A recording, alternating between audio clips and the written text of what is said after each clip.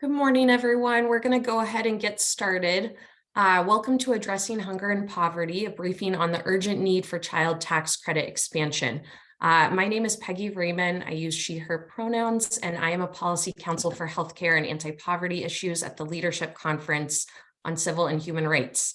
So today, you'll hear from a fantastic panel of speakers about poverty, hunger, and food insecurity, and about the critical need for Congress to reinstate the expanded child tax credit to advance real, racial and economic equity. There will be time for Q&A at the end of our speakers' presentations, so please feel free to navigate down to the little Q&A box on your Zoom screen to drop questions in the Q&A box throughout. So without further delay, I want to introduce our first speaker, Minerva Delgado, who is the Director of Coalitions and Advocacy at the Alliance to End Hunger, who will get us started. Thank you so much, Minerva. Thank you, Peggy. And thank you. I'm so grateful for the invitation for the Leadership Conference to really address this issue, and to all of my colleagues. I'm happy to kick off the conversation. So I am with the Alliance to End Hunger, and we are a multi-sector collaborative. We're a national nonprofit. We have about over 100 member organizations. If we could go to the next slide. And if you go on our website, you'll see who all our members are, but we are a multi-sector collaborative, and we're trying to address today's hunger and malnutrition needs and to solve the root causes of hunger at home and abroad. And our partners are national nonprofits, groups like Results, who are on the panel today, international NGOs, corporations, universities, and foundations. And we come together behind many different policy priorities to end hunger, both in the United States and around the world. And you might be wondering, so why is an anti-hunger organization here? And one of the things I do want to share with you is that the child tax credit is so important in improving food access and nutrition for families with children in particular, that it is our only non-food specific legislative priority in 2022. So I think that will help you understand the importance of this, but I'm happy to really dive deeper into why we think this is such an important issue. Next slide, please. So just to set the context, and you are all aware of this, but the COVID-19 pandemic really did create a food crisis in the United States. Early estimates, this one from Feeding America, were that 45 million Americans could face a food insecurity. I think at this point, we've kind of settled on there were about 30 million Americans who really could have or did face food insecurity at some point during the pandemic. And if you'll remember these long lines outside of food banks with people trying to access food. But the government's response really blunted the worst effects of the crisis for millions of Americans. And the expanded child tax credit in the American Rescue Plan was a key strategy, along with expansions of federal nutrition programs. Next slide, please. So I want to talk about how the child tax credit impacted a few issues around food access and nutrition. Other panelists will talk a little bit more about the child tax credit itself, how it works, as well as other impacts of the child tax credit. But I'll start with just talking about the child tax credit and food purchasing.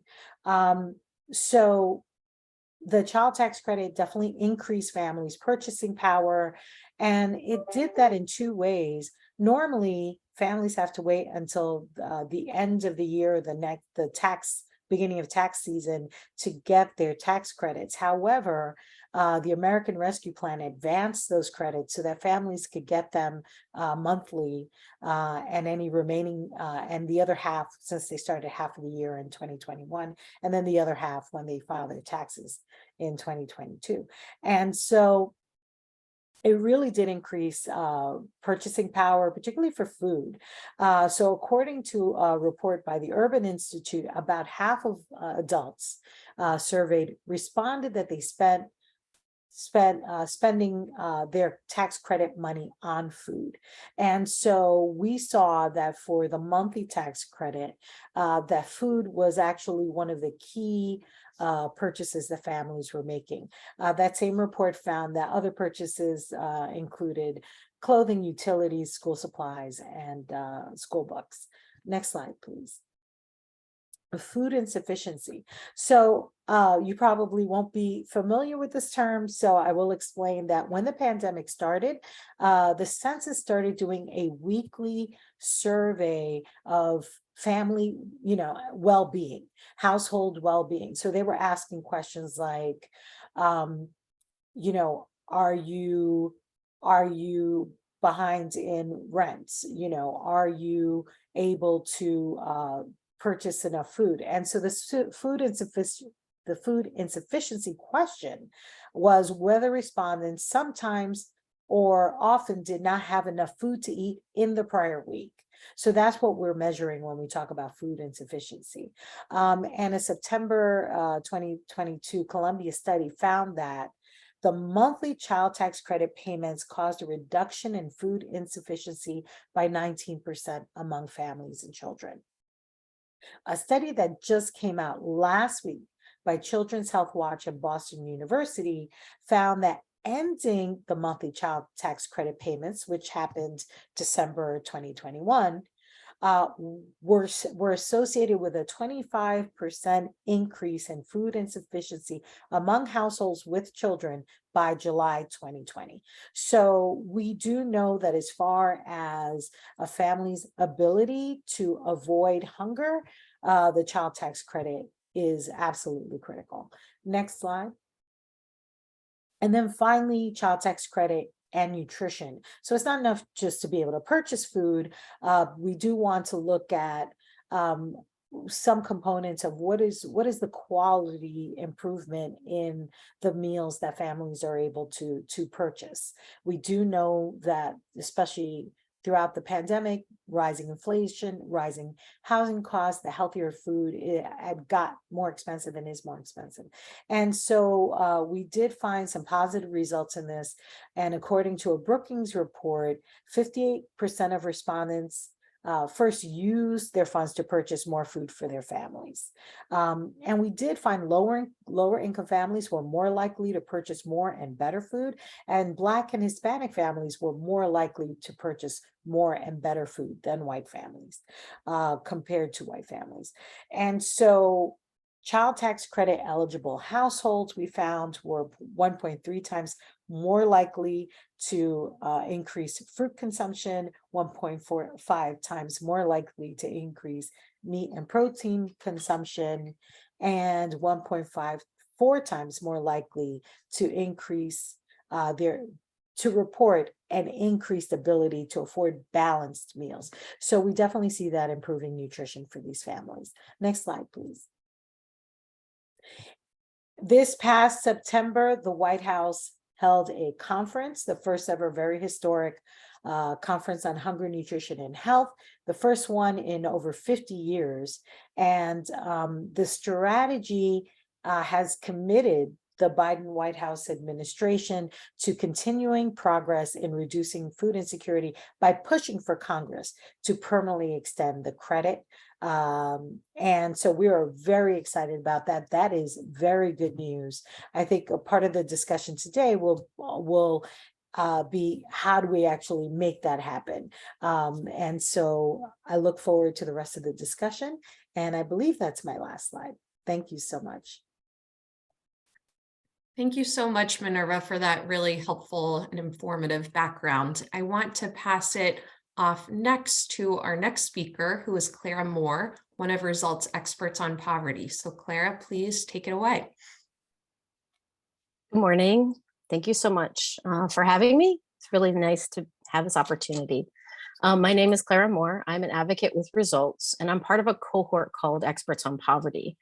We're called Experts on Poverty because our expertise comes from life experience. So I grew up in poverty. I struggled through early adulthood and was plunged right back into poverty when my daughter was born. So I advocate from a place of visceral understanding of how policies like the child tax credit can be life-changing. I've told my story many, many times as part of my advocacy. This story about how, as an adult, I thought I had pulled myself out of the poverty of my childhood just to be thrown right back in when I became a mother. And I just want you to think about that for a moment, that this moment that was supposed to be happy and the greatest joy was extremely terrifying. And also that the times in my life when I have been the most impoverished is when I was a child or when I had a child. There really is not a lot of support for parents. And that is why the CTC is such a critical piece of legislation.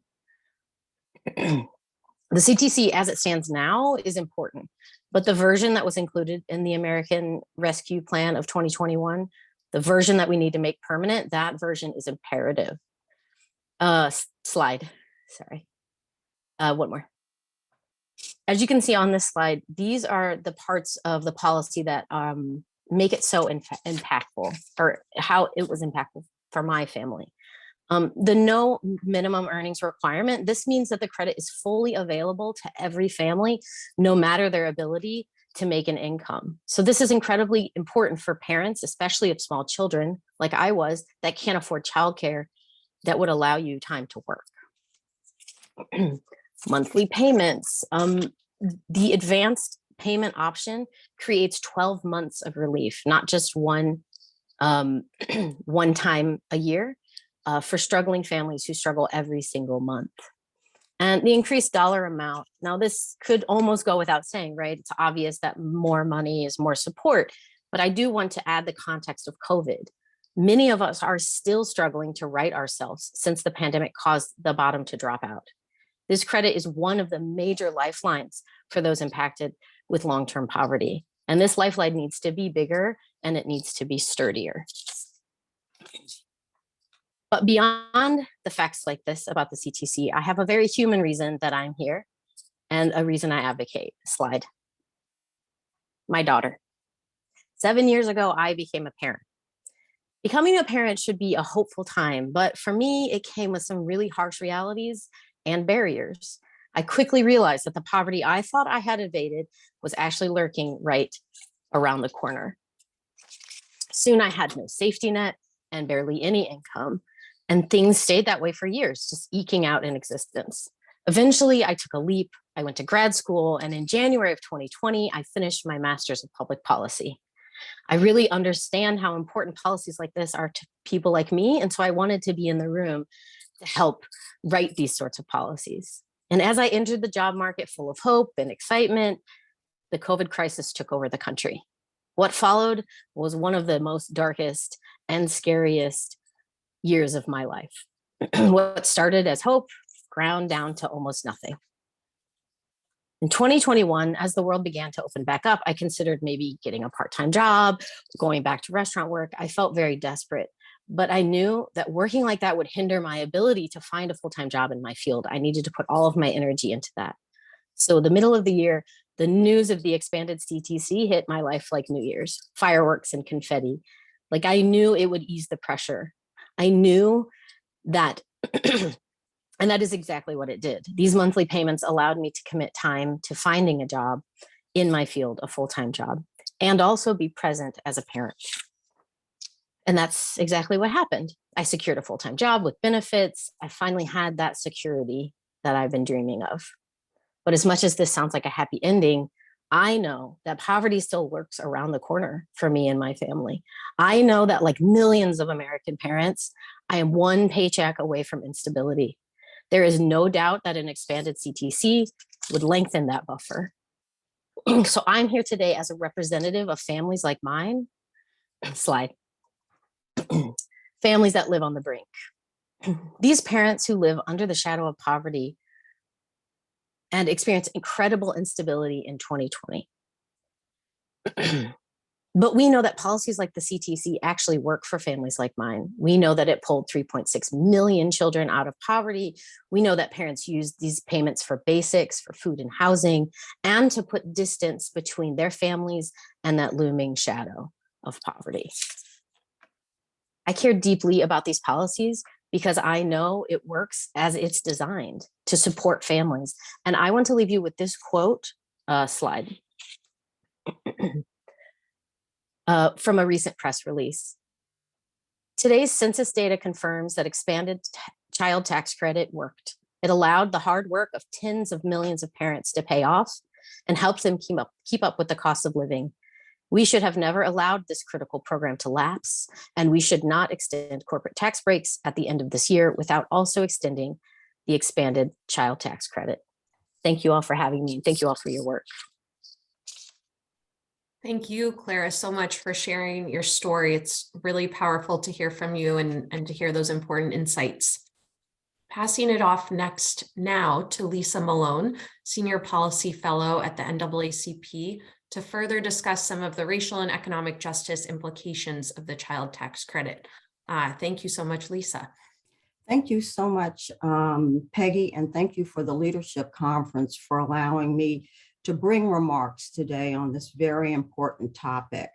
Just to share, the NAACP is the oldest and largest civil rights organization with more than 2,200 units across the nation, powered by well over 2 million activists. Our mission is to achieve equity, political rights, and social inclusion by advancing policies and practices that expand human and civil rights, eliminate discrimination, and accelerate the well-being, education, and economic security of Black people and all persons of color. Next slide, please. In looking at the impact of the CTC on Black and Latino families, so we've heard a bit about the expanded tax credit and the fact that it removed the earnings requirement associated. The amount you received was independent of your earnings, and it was made fully refundable in 2021. This was the first time that that had ever happened. Before the expansion, many Black and Latino children were left behind when it came to receiving the full benefits of the credit. 1 out of every 2 Black children and 1 out of every 2 Latino children were ineligible for the full credit because of family income levels. The nation's poorest, most vulnerable children should not be locked out of receiving the full benefits of tax credits. The underlying structure of the CTC is unjust as a result of the income requirement. The statistics reveal that nearly half, as I shared, of Black and Latino children are left out of the full credit. So in 2021, with the expanded CTC monthly payments that were available to all low-income children, regardless of how much a parent earned, this was huge. The expansion of the CTC had important equity implications as Black and Latino families received the benefit. Next slide, please. Next slide. Did we miss one? Going back. Back one more. There we go. So I was just speaking about full refundability. If you look at this illustration, this graphic, and it shows who is going to be left out by not receiving full refundability of the child tax credit. 47.6% of Black children and 45% of Hispanic Latino children are going to be left behind. It is just so very clear.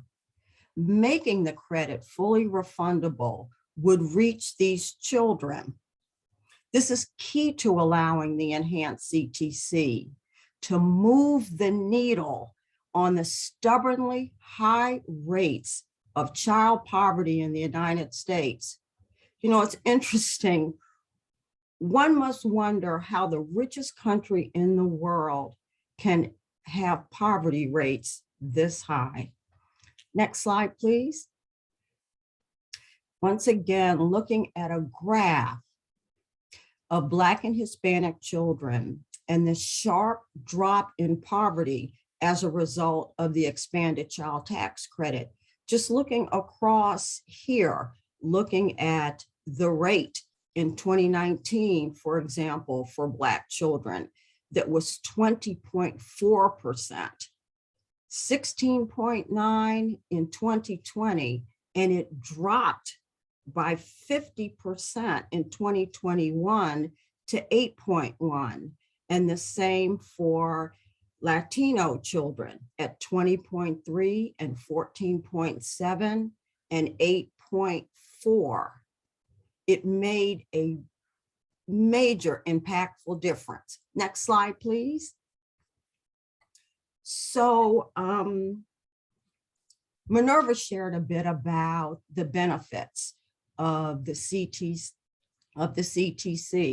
We know that food insufficiency fell. We know that the impacts were especially great for Black and Latino families whose food hardship rates were and remain double the rates for whites. Families used money for key necessities, rent, clothing, childcare, utility payments, food, and even nutritious foods and on school supplies. Next slide, please. So now that the CTC has expired, in January, 3.7 million children were plunged back into poverty. The percentage of Black children in poverty will increase. It's already increasing to 13% and then to 22%. The percentage for Latino children from 12% to 21%. And without the expanded CTC, we have effectively seen all gains eroded in the reduction of poverty and food insufficiency. This inequity is undeniable. Next slide, please. So voting. Polling data reveals that support for the child tax credit among Black and Latino voters is high. By a 31-point margin, Black voters support the CTC. The NAACP is committed to ensuring that all eligible voters are able to participate in our democracy. So even with attempts at all levels of government to prevent voters, and specifically voters of color, from casting their ballots, we are moving forward with education and mobilization in our communities. Our hashtags, Together Power Vote, community is power. Next slide, please. So in closing, I just want to reiterate, under current law, roughly 19 million children receive less than the full child tax credit or no credit at all because their families have low or no earnings in a given year, including 40% of Black children and up to 40% of Latino children. The expanded CTC must become permanent for ensuring a just and equitable future for all children and families. Congress must not extend tax breaks for big corporations without also delivering real relief for families by extending the child tax credit. We must vote to elect officials who are committed to the issues that we care about. And for us, the expanded tax credit is indeed one of them. This is an economic justice issue. This is a racial justice issue. CTC expansion is critical to our work to advance economic equity. Thank you. Thank you so much for that presentation, Lisa. I really appreciate hearing about the racial equity implications here. I know you have a flight to catch and may be able to rejoin us for the Q&A, but I want to let you go and thank you for that excellent presentation. passing it off next to our next speaker, Ellen Nissenbaum, the Senior Vice President for Government Affairs at the Center on Budget and Policy Priorities, to talk to us about the legislative outlook. And I think we don't need to share screen for this presentation. Great. Okay, thank you so much. I just want to start with a huge shout out to Maya and Peggy and Jesselyn and the whole leadership conference team for their leadership on this last year. They also led the fight on the coverage gap, and their leadership and the civil rights community, just super important, and we're very grateful for that. Let me just jump right in. I know we're moving quickly and want to keep our presentations limited to allow time for Q&A. I know we're all really disappointed about, notwithstanding the valiant efforts that you all and numerous policymakers did, the final outcome of Build Back Better and IRA was a package that failed to include any priorities, any important policy improvements helping families with children now. Obviously, the climate will hope over time. And so, as Lisa said, unless Congress acts this year, at the end of the year, on one of the very few things they can do for families and children before the year is out, we will see a dramatic increase in poverty. As Lisa said, we're already seeing that. And the child tax credit wasn't the only factor, but it was, certainly the main factor driving the reduction in child poverty. And that's important to try to not let those gains be reversed, right? But the good news is Congress has an opportunity, but they have one opportunity left this year. And frankly, it may be the last opportunity for some time to come to rectify this, to do something that will make an enormous difference in the lives of millions of struggling families and children, and pass a bipartisan expansion of the child tax credit. And the good news is there is some bipartisan interest in doing that. You're seeing this from Senators Romney and Rubio. There are features of their proposals that many of us like, and some features many of us don't like, but it is still a signal that there is interest in the child tax credit. For now, all eyes are on the anticipated end of year legislation. It's not a guarantee that it will happen, but there is a hope that when the short-term funding bill ends on December 16th, that there will be a bipartisan bicameral agreement on a kind of a comprehensive legislative package, kind of a last train leaving the station package that would include, we hope, full year appropriations, some health provisions, and a limited tax package. Think of it as kind of a three-legged stool. To be clear, this is not reconciliation, and I'll come back to this is not BBB revisited. This is a package that would require 60 votes in the Senate, and therefore it has to be a bipartisan package. Now, we don't know, and frankly, we won't know until at least the middle of November, whether the Republican leaders after the election are going to negotiate this kind of a three-legged stool. There's been some interest expressed in appropriations. There's some momentum, as we'll talk about on the tax side, but we don't know. But in the absence of knowing, we as a community have to proceed now, assuming there will be bipartisan bicameral negotiations that will start very quickly, that could have limited tax provisions that offer us this last shot at improving the child tax credit and potentially also improving the EITC for very low wage workers, millions of whom are literally taxed into poverty. There's some discussion about negotiations starting potentially the week after the election. So the clock is short and the pressure is on. As many of you know, there's powerful momentum, frankly, among members of both parties to provide or some members of both parties, I should say, to provide businesses and corporations with more tax relief by addressing changes that were made back in 2017 with the Trump tax cuts. Now, those changes reduced the value of some business tax breaks, and that was done to help pay for the very significant cut in the corporate rate that was permanently enacted in 2017. And frankly, I think the sense was they made these changes, but they would never let them take effect. They were just a way to try to show they were paying for their corporate rate. So fixing these Trump tax cuts, these changes in a couple of things, is now a priority, particularly for the research and experimentation tax provision that, if they make the fix, is worth over $100 billion in corporate tax relief on a permanent basis. And there are other corporate provisions on the table as well. I think there is a significant risk that without the work that we need to do and without outside pressure, that the Congress could include this package of corporate tax relief provisions in an end of year package without expanding the child tax credit. And that is why the timeliness of then is key, because your organizations, your network, your voices, we need to all work together to make sure that happen, and time is of the essence.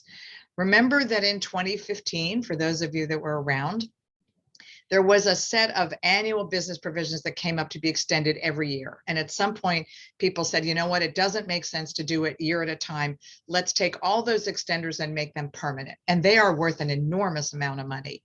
But conservatives were forced to agree by President Obama, by the Democratic leadership, by a few of us that worked on this, that they would not get permanent tax breaks without doing something for families with children. And so temporary improvements in the CTC and the EITC that were worth hundreds of billions of dollars for low-income families were made permanent. The principle and the precedent was set, and we cannot allow it to be undone. That if Congress wants to provide corporate tax breaks, we're not arguing for those breaks, but if they want to do that, they have to do something to help struggling families and kids. Senator Sherrod Brown and others have said that Congress shouldn't pass any corporate relief in December without a CTC expansion and without the EITC. And obviously President Biden called for an expansion of the CTC again. So what's the policy goal? What's the state of play? So we all want to see the child tax credit. We'd like to see ARPA made permanent, a refundable, bigger monthly credit with all kinds of things that we want to attend to on the details. Given that policymakers on both sides of the aisle have indicated that they need 60 votes and some concerns on both sides of the aisle on part of this, attaining that goal doesn't seem likely at the end of the year. Frankly, I don't think any of the tax provisions that are going to go in the package will be permanent. They will be all very short. This is mostly going to be a limited tax package if they do that. This is if the Republicans decide they want to negotiate, they could just say they're going to do it next year. But we can move towards that goal of permanent ARPA. And specifically, we can move towards that goal to help the millions of children, as Lisa so eloquently made the case for, who don't get the maximum credit because their parents don't have any earnings, or because their earnings are so low they don't qualify for the maximum. So a temporary targeted CTC expansion is still doable, it is still valuable, and it is still something we have a chance of pushing on. I think we believe, and I know many of the core CTC groups agree, that the priority now, given that we are being told this is temporary and limited and targeted, must be on full refundability. It has to be on making sure that those children, many of whom, as Lisa said, are children of color, are no longer excluded from the full credit. They should get the same amount that middle-class families get, and many of them now do not. So we're really focusing on this. Now, I think people are saying there will be opposition to full refundability, potentially from some members on both sides. We can make a strong, compelling case. It doesn't break the bank. This is something that they can do, and they should do in the December package. There are some policymakers that tend to focus on the size of the credit.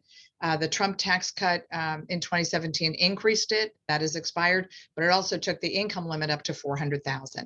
Just a reminder that if the only thing that Congress does is increase the maximum credit, they are doing nothing to help those millions of kids that are shut out in whole and part. If we can get monthly, we obviously want to get monthly. And one important principle we want to really lift up is what I call the parity of duration. It's a little wonky, I know, which is whatever the duration of the corporate breaks, the child tax credit or the EITC, if we're so lucky to get that too, cannot be shorter. If R&E is done for 2 years, we get 2 years, right? If R&E is only done for a year, we probably only get a year. But there's no way that the corporate provisions should be kept in place or put into place for longer than tax provisions for kids. Two last things very quickly. One is we must also pay attention to the risk of harmful changes. Without going into the details, many of us who have carefully studied and analyzed the Romney proposal, some other proposals on the table, we are aware that there are proposals on the table that would cut the EITC for millions of very low wage working single moms. There are changes in the head of household. There are changes related to the Social Security requirement and other proposed changes. So we need to also hold up a do no harm, do not go backwards on the CTC and the EITC. That is very important that our work include that vigilance. So lots of important decisions ahead. The week after the election and going into early December are the times when decisions are going to be made. Negotiations could start very quickly. And so it is very important that we be ready for that. I'll just close by saying we plan to release in November an updated report with new updated state-by-state data, racial impact data. There are a number of reasons why the numbers are changing. So we will have that available for you as you work to educate and advance the child tax credit as we move forward. So with that, I will turn it back to Peggy, excuse me. Thank you so much, Ellen. We're looking forward to seeing that report. And thank you so much for laying out that incredibly helpful landscape. So now to round us out, I want to introduce Ana Aurelio from the Economic Security Project to fill us in on some calls to action, next steps, and to kind of underline many of the important points that have been made today. Take it away, Ana. Thanks, great. Hi, everybody. Thank you for coming. My name is Ana Aurelio. I run the Federal Campaign for Economic Security Project Action. We advocate for ideas to build economic power for all, and we believe in an America where everyone has the freedom and stability to thrive.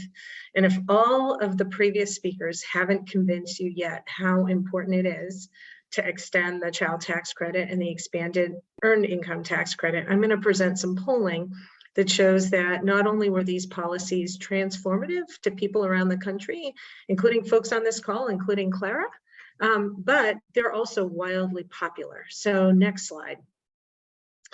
So first, just to underscore what Ellen and others are saying, we have a real chance to extend this policy at the end of the year. We heard President Biden say to a standing ovation at the Hunger Conference at the end of September, I demand Congress expand the CTC permanently. We will get it done this time. And then I know that I think Clara had it at the end of her presentation. Sherrod Brown reiterated sort of the call that we're also making, which is like, corporations shouldn't get any tax extenders unless we do something for families to extend the child tax credit, earned income tax credit. So Senator Sherrod Brown is now threatening to lay down in front of a bulldozer on this. So that's real momentum in my book. Let's see what the public opinion polls have told us. Next slide, please. First and foremost, Democracy Corps research has confirmed that CTC is very popular with some key demographics. There was really, I think, and for Hill folks on this call, there was really a sense at the beginning of the year that, it wasn't that popular, people didn't care about it, didn't last that long, and Democrats in particular weren't eager to talk about it because they felt like, oh, we didn't extend it. That's not true. Polling consistently over the last year has shown that it's very, very popular. Especially with some key demographics. So white working class women under 50, parents, and Black voters. Let's go to the next slide. It's extremely popular across the board. So this is research from Celinda Lake done over the past month. And if you tell people that we're fighting for an expanded and improved tax cut that refunds poor, working, and middle-class families, more money for each child under 18, creates a larger tax cut for families with children under age 6, and makes the credit fully available for all families with low incomes, this has 75% favorability across the board, which is 86% of Democrats, 77% of independents, and to Ellen's point that we need bipartisan support, 64% of Republicans. I know that some are concerned that the child tax credit could increase inflation. 130 economists wrote earlier this year that while many people can disagree about the causes of inflation, the child tax credit wasn't large enough to really affect inflation, but it was critical to helping families deal with the rising costs. And so when you tell people that, there's actually 65% support for the child tax credit, even when you flag concerns about inflation. So let's look at the next slide. Finally, to the point that corporations are fighting to get tax breaks included in an end of the year tax package. And we'll talk more about that in a minute. If you ask people, what should Congress do? 6 to 1 agree that Congress shouldn't pass any more tax breaks for big corporations unless there's support for families too. So 80% agree with that statement, 81% of Democrats, 76% of independents, and a 45-point margin with Republicans. So it's a very powerful and bipartisan message as well. So let's go to the next slide. So why are we so hung up on corporate tax extenders? The reason we're so hung up on corporate tax extenders is we know that the end of the year lame duck session is expected to be extremely crowded. There's a lot of things on the table. We know that large corporations are fighting to extend research and development, interest, and bonus depreciation tax breaks. And so that will be the engine for an end of the year deal. Next slide. So we have momentum, we have strong public support, we have leaders in the White House, in the Senate, in the House calling for a CTC extension. We have folks on this call talking about how profound the child tax credit was in fighting poverty and fighting racial inequity, in fighting food insecurity. And there's a lot of momentum heading into the end of the year. It is going to be extremely tight, extremely challenging, but we need to get it done. I think that is all that I have on public support. Thank you so much, Anna, for those compelling points. And thank you to all of our speakers. We're going to segue now into Q&A. If you haven't had a chance to drop a question into the Q&A box on your screen, please feel free to do so now. And for any questions we're not able to get to in the remainder of the time that we have on this webinar, we'd be happy to have our panelists follow up with you directly after the webinar. You can follow up with us as well. So Anna addressed this in her presentation just now, but I want to open it up to the rest of the panelists. Ellen may have something she wants to say about this, about any resources showing that the CTC has minimal inflationary impact and how to kind of address that question as it arises. Yeah, and we're happy to send something around. We did a piece earlier this year showing that some of the things that were driving higher prices, energy prices, food prices, are the very things that families use the kid credit. So there's a very powerful argument to make that the child tax credit is critical to families' ability to weather those higher prices. I think the other point we have made, and we're happy to, people can follow up email, and we're happy to send you a couple bullets or something on this, but this is not a permanent 10-year trillion dollar CTC increase, right? I mean, the size of what is going to be done in a tax package at the end of the year is, first of all, from everything we're being told, temporary. And secondly, it's going to be limited. And that means that the size and scope of the CTC increase is not going to be in any way a meaningful, significant, substantial causal factor around even higher inflation.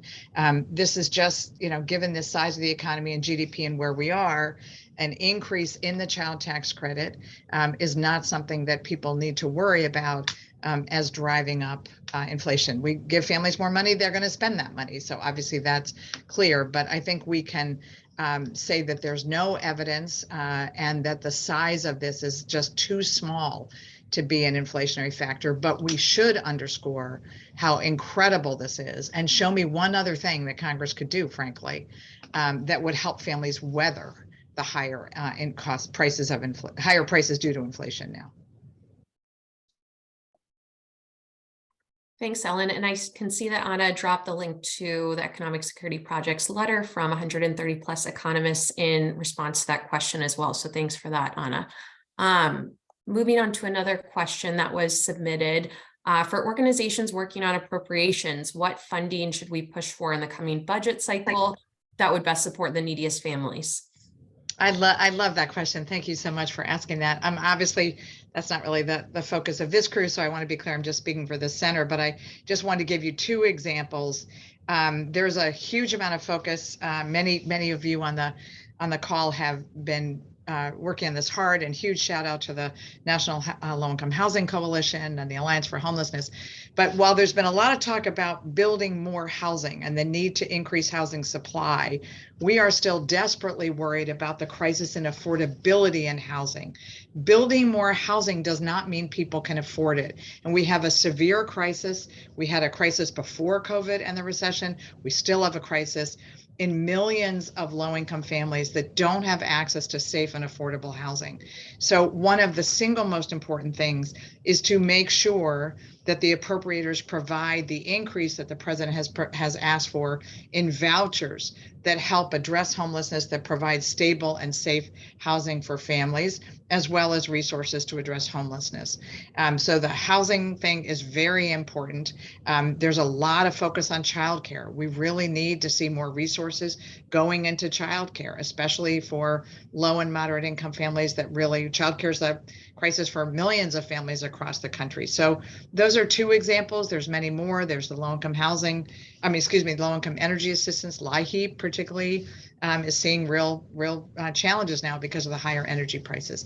But I would particularly lift up housing and childcare, and I'm sure others will add some other priorities as well.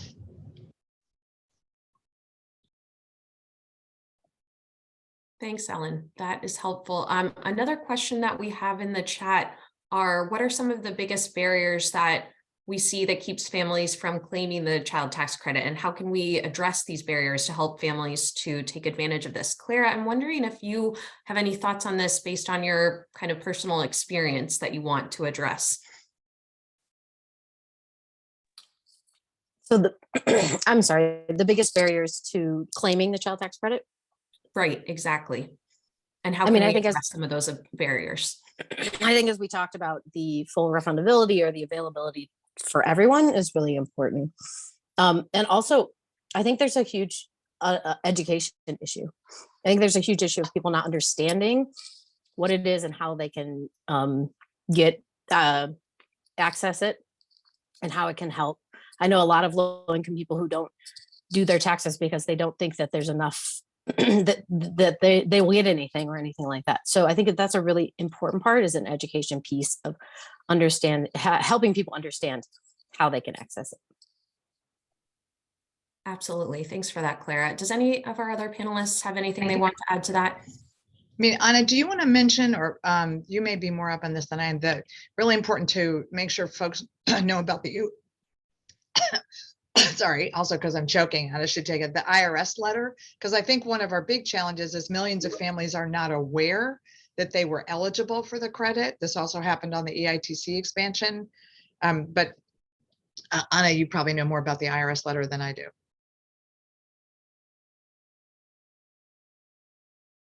Yes. So two things I'll say. One is absolutely, Clara, more education, just that this credit is available. And two is that people who don't usually file taxes because they don't earn enough income to have to file taxes absolutely should. And they should by November 15th, because that's the day that the non-filer portal. So there's actually a very easy to use, mobile friendly, into languages portal at getctc.org that is open until November 15th for families to claim the child tax credit and the last stimulus check if they haven't claimed it before. And this is important because after that it'll be harder to go through that portal. Ultimately, of course, the IRS needs to become a much more user-friendly agency and not make it so hard for people to claim what's due to them. But until November 15th, people can actually use the non-filer portal, and it's important to get the word out.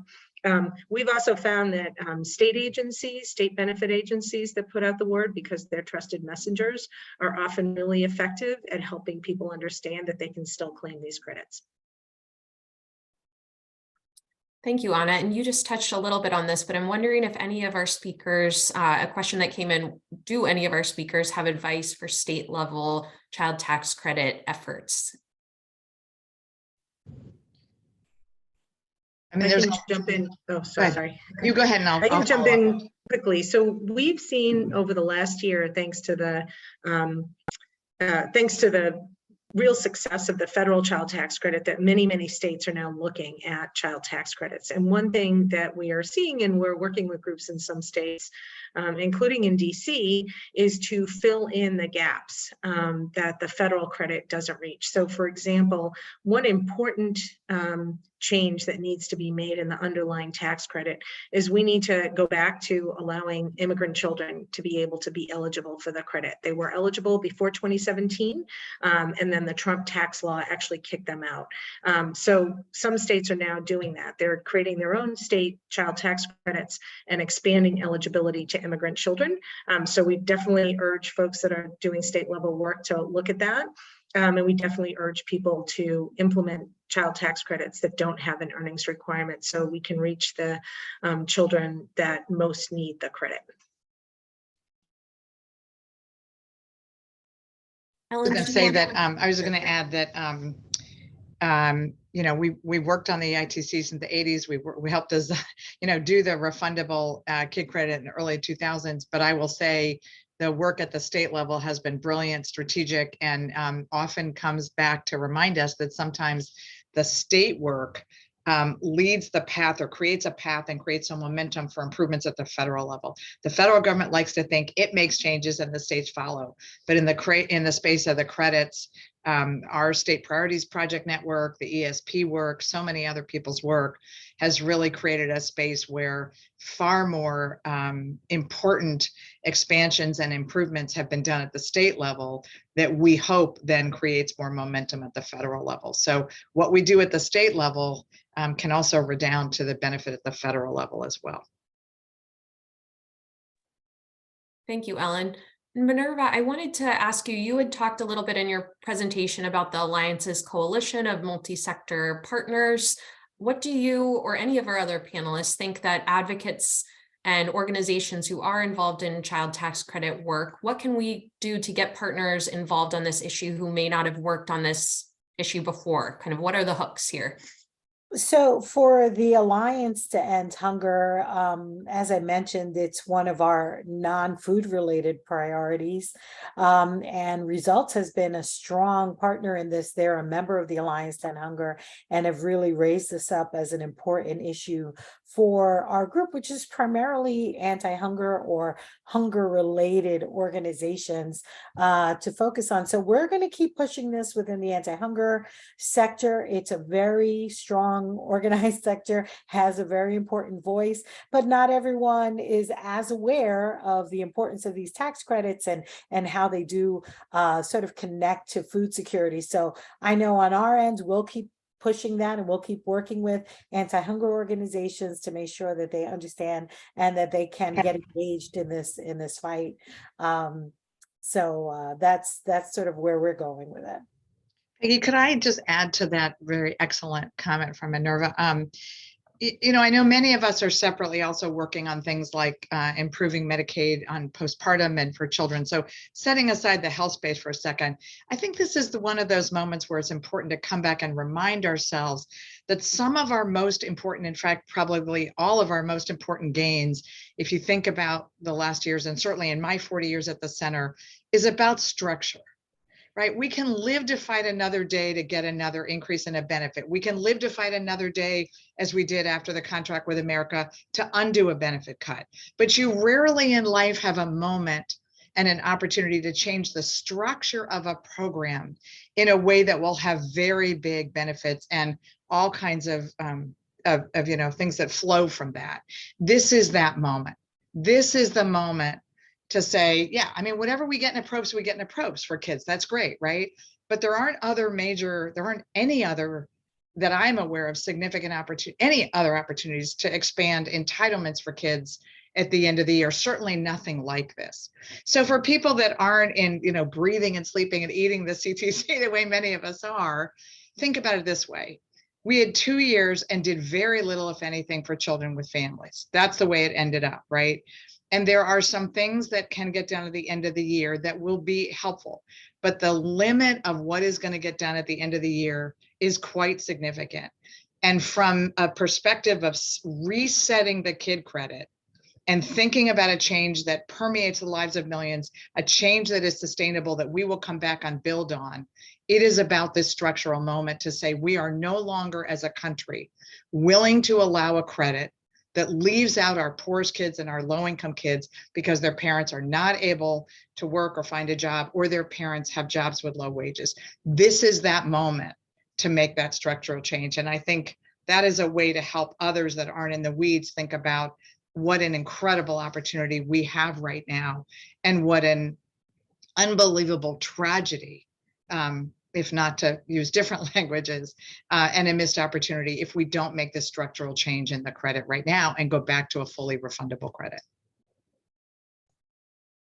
Well said, Ellen, and to all of our speakers, thank you so much for addressing those questions so eloquently. We're nearly at time, and I want to respect all of your time. And I want to thank all of our panelists for the really important information they've shared and presented today, and to all of our attendees for being on this webinar. We really, really appreciate you being part of this. We will be following up to circulate some materials with you all post-webinar that you can take back to your organizations and to others to use in your advocacy. And please feel free to get in touch with me or any of our panelists if you have further questions about the information covered today and kind of going forward into the end of the year. Thank you so much for joining, and have a wonderful rest of your day. Bye-bye.